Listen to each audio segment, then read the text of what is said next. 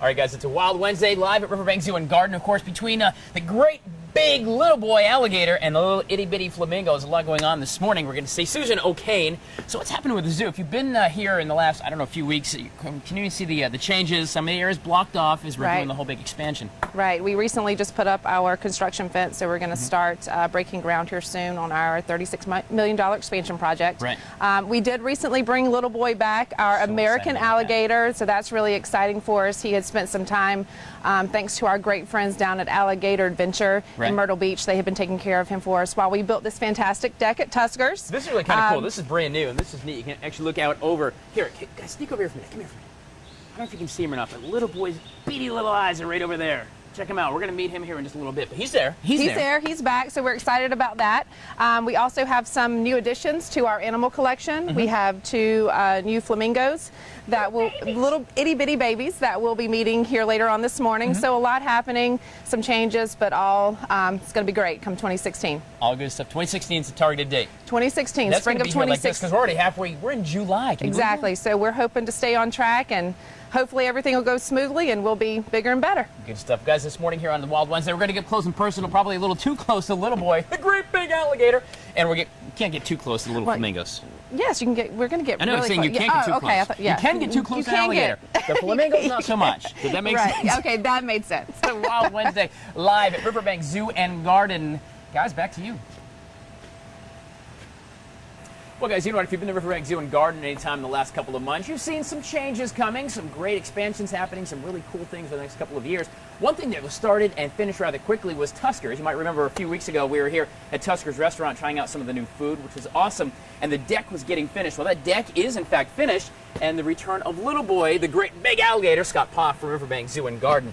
What kind of changes do you guys do to the whole habitat here, make it a really special experience for guests? Well, we had to drain the alligator pond to build this deck they were standing on right now. So we took that opportunity to muck out the pond and make it a little bit deeper like it originally was, and also to do some landscaping. So we added lots of really nice aquatic plants, lily pads, things like that. So that's really going to add to the habitat out here.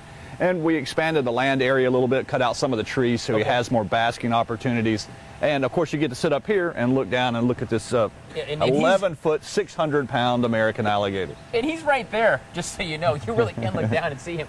Now, by adding in, adding in all the plant life and all that, is that more kind of what he would experience if he were here in South Carolina? Because these guys live here, right? Absolutely, yeah. Alligators like floating vegetation, so they don't like just clear water. So they seek out vegetation where they can hide. It's also good for their young, and it's cooler too. And it just makes the pond, it helps to filter it and makes it look beautiful for our visitors. How big is the pond? How many gallons? Any idea? Oh, I don't have a clue. It's probably about a quarter acre, though. I'm going to get a gallon jug and start bailing out and see what happens down there. So I read this morning somewhere, some of the things I was doing for research, there's upwards of maybe 6 million alligators in the southeast. Is that accurate? There's a lot. I don't know if there's that many, but there's certainly millions, which is a real success story. They're not really on the endangered species anymore. Not anymore. They were in the early 60s because of uncontrolled hunting. Right. And now we still harvest alligator eggs, and they're still hunting in almost every state where alligators are found. But because we have good control here in the United States, you have millions, tens of millions of people living in close proximity to millions of a very large crocodilian, and it's really a success story for crocodilian conservation. Tell me about this real quick. And I hate snakes, as you know, but they serve a purpose. I don't like gators that much either. What purpose do they serve in the big chain, the food chain of nature? Well, one of the things they do is they dig big holes that they live in called gator holes. So during droughts, when the swamp might dry out, the only water that's left are in these gator holes, and everything that requires water, like fishes and amphibians, also live in there along with the alligator. And on top of that, they're an apex predator, and they control a lot of the animals below them, for instance, like gar and things like that. So they are a key part of the southeastern aquatic ecosystem. And I always like to ask that question because, it's like I don't like gators, but I know there's a reason for them, and I'm always curious about that. It makes me understand a little bit better about Little Boy here. We're going to learn more about Little Boy, where he's been. He's actually been in Myrtle Beach. We're going to learn details about that, and a little later on, maybe get up and get a little too personal with Little Boy, the great big alligator. We are live at Riverbanks Zoo and Garden. Hey, look at the ostriches over there. You can see the other guys, too. Look at that! It's a Wild Wednesday, guys. All right, guys, it is a Wild Wednesday live Riverbanks Zoo and Garden here on a gorgeous, gorgeous day to be out. And, of course, don't forget some really cool specials happening at Riverbanks Zoo and Garden, including Toucan Tuesdays. It was yesterday. They're going to do it again next Tuesday. Toucans, you get a BOGO. You get in 2 for 1. It's kind of cool. Scott Poff. Today we're talking about Little Boy. Here's a reason you might want to come next Tuesday. See little boy right down there? He's back. Where's he been? He's been at Alligator Adventure. Our friends down there agreed to hold him while we were renovating his exhibit and building this deck that we're standing on. Right. So you bring him over there. Now, I can imagine he's been here how long? He's been at Riverbanks for over 20 years. So at 20 years, he's kind of got his little quirks, and this is his house, and he knows it. How stressful is it when you take a gator or any animal, I suppose, and ship them, a couple hours down the road? Well, it can be very stressful, especially big crocodilians like this, because they aren't used to other animals dominating them. They're so big. They're the king of their environment. Right. And in the old days, when we used to have to catch a big crocodilian, we'd have to rope them. Everybody would pile on. You'd have to tape their mouth shut and tie their hands behind their back, and it was, dangerous for us and very stressful for them. And now Ken Alfieri at Alligator Adventure invented this new technique where you have a big plastic tube, basically. Right. You just pull them inside of it. You don't have to tape their mouth, put 2 end caps on, pick it up and move it. So it's a great way to move these animals with as little stress as possible. When he was over at the crocodile... Alligator Adventure. Myrtle Beach. Was it very much the same kind of environment for him over there? Well, a little bit smaller, but yeah, the same. Heated water and lots of sun and all the food he could get and loving attention. So they took really good care of him. We love our crocs. So you guys, you drained the pond, you put some great new accoutrements in here and brought it back up, filled it back up, and he came back. Well, how happy was he to come back? I was very happy to come back because crocodilians like this are very territorial. So if we just taken him to the beach and turned him loose, he probably would have come back. They could easily move 50 or more miles to get back where they came from. So they have a tremendous homing. He could have found his way back to Riverbanks. He could, if he could have crossed the interstates and everything to get here. But if there's a way to get there, they'll do it. They want to come back home. So this is his territory. He knows it, and he's very happy to be back. All right, so he comes in on a truck. He must have been totally stoked to get back and pull up and use the same thing, right? You use that tube. And to release him, we just have to take one of the end caps off and tilt the tube up, and he slides right back in. And so you don't have to go through the reverse process of taking the tape off of his mouth and untying him. And again, that's stressful for the animal. That seems like that might be more dangerous to untape than tape. Yeah, that's the tricky part, is getting the tape off. Right? A little myth we were talking about, actually, because you know that the alligators, and you may not know this, but they have the most jaw strength of any animal on the planet. They do. More than 4,000 pounds of pressure, closing force, and the tips of their teeth, 250,000 pounds PSIs. Holy moly! That's a lot of bite force. Here's a quick myth though. You can't actually hold the gator's mouth shut with your fingers. Well, that's hard to do. Yes. There you go. Scott Popp here. We're gonna meet little boy up close. He's down in the water now, but yeah, little boy. We're gonna get too close to him. Coming up in a little bit, live at Riverbanks Zoo and Garden on a Wild Wednesday. Freddie, Janet, back to you. All right, guys, continuing on a Wild Wednesday, talking about crocodiles and alligators, crocodilians, I guess it is, Scott. Right, crocodilians. Crocodilians, alligators specifically. The return of little boy, the alligator, resident alligator. He's 60 years old, maybe? It's hard to tell. He could be 60, could be a little bit older. Okay.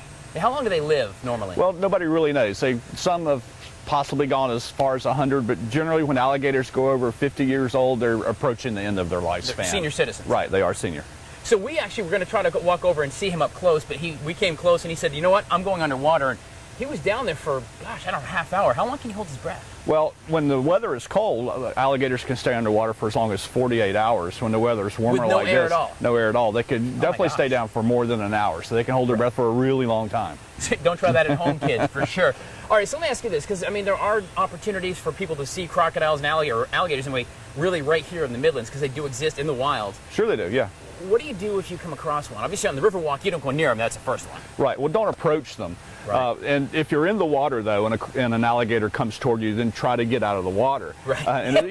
Just swim that way really fast. But typically, alligators are afraid of people, and that's because we hunt these animals. They know it, and so they're afraid of us. But if you're nose to nose with a really big one, and there isn't an opportunity for you to get out of the water, just try to stand up if you can and be as tall as you can and tower over the animal. Well, it intimidates them because you're so big. Okay. You're standing up out of the water. So they don't care that they're the king of the slimy jungle. Right, but you can't outswim them in the water. They're faster than us. And on land, it's easy to run away from an alligator. Are they quick? Can they get? No, they're very slow because they have very small legs. They're a creature that's superbly adapted to living in the water, but not very good at living on the land. They come out to bask, but they can't run fast at all. Is there any trick to? If one actually clamps on you, because you've heard about bites. Is there any, or you just go along for the ride? Yeah, you're along for the ride. If a big alligator or any crocodilian actually gets his mouth on you, then that's bad because their bite force is so strong, and then they roll, which is really bad. The amount of torque they could apply, like right. And of course that's to dismember their prey so they can swallow it. So it's important not to get in that position. So stay away from big alligators. Don't feed them. Don't try to approach them. That's the bottom line. I remember when I lived in Charleston, actually, out in the back, I had friends who lived in like a subdivision, and there was a pond, and there would routinely be an alligator just sitting out sunning himself, and you could walk up and go hello, and it was like never approach them. And don't feed them, because that really acclimates them. And then if there's multiple alligators and you're trying to feed them, they start competing for food. They'll be on their cell phones going, hey guys, come on over here. Right. Stay with me, alligator Scott Poffer. Thank you very much. Little boy, welcome back. He's over there. Can you see him floating? Look at him over there. Oh, I know. It's your big moment. Smile for us. Stay with us. We're coming back. Well, guys, it's a Wild Wednesday. Of course, on a Wednesday live here at Riverbanks Zoo and Garden, we've been talking about those great big alligators, 800 pounds or so worth. How about some fuzzy little new birds? Because there's always something brand new here at Riverbanks Zoo and Garden. Christine, come on. Who have you got there? What is that? This is our newest Caribbean flamingo chick, and then our older Caribbean flamingo chick. Look at this. Oh, my gosh. Hi, sweetheart. Oh, my goodness. How old are they? This guy is about 11 days old, and that guy is 38 days old. 38 days old. The flamingo's not in pink yet. Of course, I think of flamingos being pink. That's right, yep. When they hatch, they're white, just like this little guy, and then they get into their awkward teenager phase where they turn a little bit gray, and it takes them a full year to get all that pink coloration. The awkward teenager phase. That's what we call it. So what you guys do every morning to get them acclimated to the rest of the flock is you actually walk them from the bird center all the way down to flamingo. We do. They walk with us. They're flock animals, so they're really used to following, so they'll go ahead and follow us all the way to the exhibit. And then they'll be reunited with their parents. They know their parents' call. Their parents will pick them up for the day, and then we'll bring them back inside for the night to go to bed. It's like almost daycare at night, and they hang out with mom and dad. That is so cool. I'll tell you what, guys, we're gonna head on down the pike here and get these guys where we are. We got some more coming from Flamingo. Come on, guys, let's go. How about this? Hey, what's the lifespan of a? Oh, you got a whistle? Yep. Is that how you do it? We're trying to get them to follow us with the whistle. And they live to be about 50 years. How long before he flies away? Well, he's not going to get his flight feathers for another 3 or 4 months. So all right, so he's no risk right now of flying away. That's right. Come on, guys. Come on. This is so much fun. Flamingo's brand new stuff. You can see it today, tomorrow, whenever you come to Riverbanks Zoo and Garden. Guys, stay with us. We are live at Riverbanks on a Wild Wednesday. We're going to be over at Flamingo in about 20 minutes, provided they get there with us. Friendly Janet. Well, guys, here's a flamingo fun fact for you. You know they can fly? Flamingos, fun fact in flying. See what I did there? 35 miles an hour. They could be in the air flying at 35. I got those streamlined, high-speed, low-drag bodies, I suppose. Christine Talladega. Did I say it right? Toledo. How long have I known you? About 9 million years? Toledo. From, so I never say the last name, from Riverbanks Zoo and Garden, talking, of course, about flamingos. We just did a little flamingo baby walk all the way from the bird sanctuary all the way over here. That is so cute, first of all. How do they know?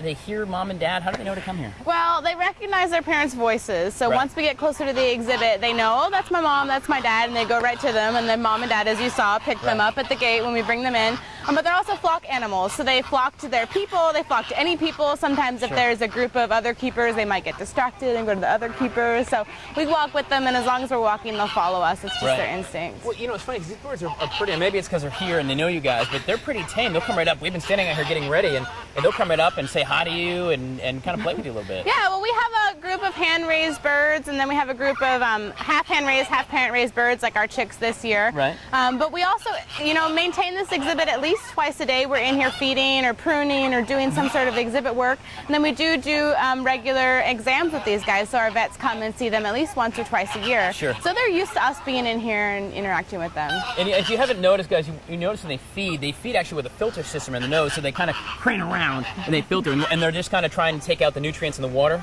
Yeah, so they are the filter feeders, and they do eat upside down. That's why their beak is shaped that way.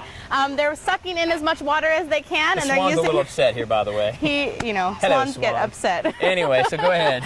But they trap all that food at the roof of their mouth, and they're looking for things like krill, algae, smaller invertebrates that we can't see. So that's what they eat. That's great stuff. Adventure tours. You can actually come behind the scenes and actually do this and stand in these very grounds and maybe keep close and personal as well. Yeah, this is actually the spot where we sit for our adventure tours. We put a bowl of krill and water here, which is what they would eat in the wild, and their enrichment food here at the zoo. And a lot of them come right up to us. As you were here a minute ago, one of them almost came up and hit you in the back. Yeah, just give me a little baseball. What's up? Good pitch there, Skip. Yeah, so they'll do that to you, and you can go on our website for that information and ticket prices. All right, Christine. All right, guys. Well, you're with mom and dad for the day. Of course, you're going to go back and hang out and take a little bigger at night. They walk back, but Ooh, Mom's coming over to make sure that he didn't get in trouble. Very Yeah, clearly, it's guys. looking out for you. you. Come check this out. I love Riverbanks Zoo. You can get this close and personal to the animals and wildlife right here. Thank you, Christine, for that. You're welcome. Guys, we'll put links for you at riverbanks.org and watch.com as well on this Wild Wednesday. You think, Freddie, you'd mind if I maybe stuck one of these in my pocket and brought it home to you?